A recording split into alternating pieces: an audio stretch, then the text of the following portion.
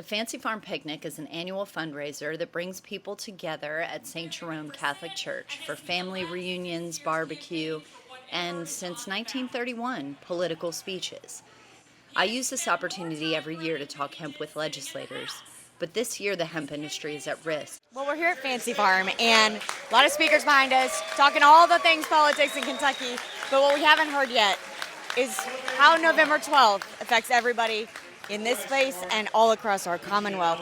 If you don't know what that date is, it's the date that Congress has decided that hemp products are no longer legal, not just in the state of Kentucky, but anywhere. Sam Melton, a veteran from Western Kentucky, said that removing these products would harm consumers and small businesses. I don't think it's a good idea as far as the ban goes outright, because you've got a lot of businesses that are already supporting a lot of needs that Kentucky citizens have been looking for a long time.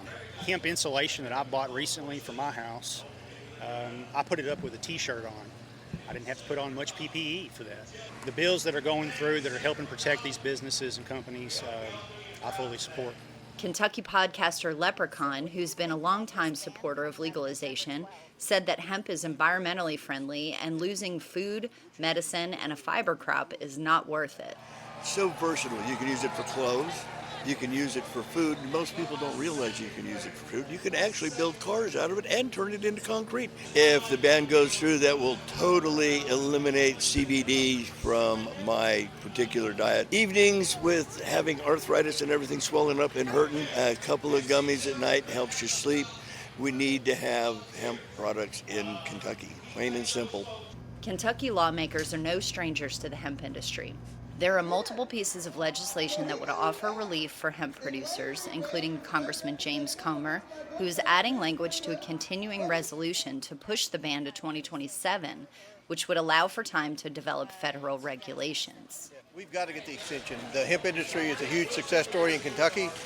This language was put in at the last minute in the Senate in a continuing resolution when the government had been shut down for 40-some days and people were desperate to open the government up. Should have never been put in there. I'm doing everything I can to get language in a continuing resolution that's going to be voted on in a few weeks in Congress, and hopefully we can keep it in there. Congressman Barr also filed legislation this year to create federal regulations similar to the regulations we already have in Kentucky. Kentucky farmers, especially our tobacco growers who are looking for a lifeline for another viable livelihood for them, and we want to bring responsible regulation to where no regulation exists, to allow the Kentucky hemp industry to be a mature, responsible industry, get rid of bad actors, protect our kids, but also provide a lifeline for our farmers. Senator Rand Paul has also been trying to stop the ban. His Hemp Act was originally filed in 2020 and would raise THC limits to 1%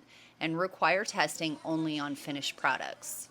Kentucky state lawmakers like T.J. Roberts from Northern Kentucky also encouraged their representatives and colleagues to support an extension or repeal of the hemp ban. Representative T.J. Roberts, I just wanted to thank the members of our Kentucky federal delegation who are fighting to save the hemp industry in Kentucky.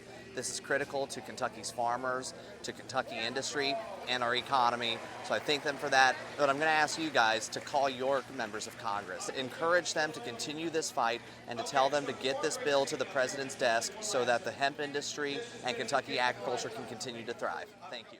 If having locally produced hemp is important to you, make sure to visit helpsavehemp.org and join the Kentucky Hemp Association to stay on top of all things relating to Kentucky hemp.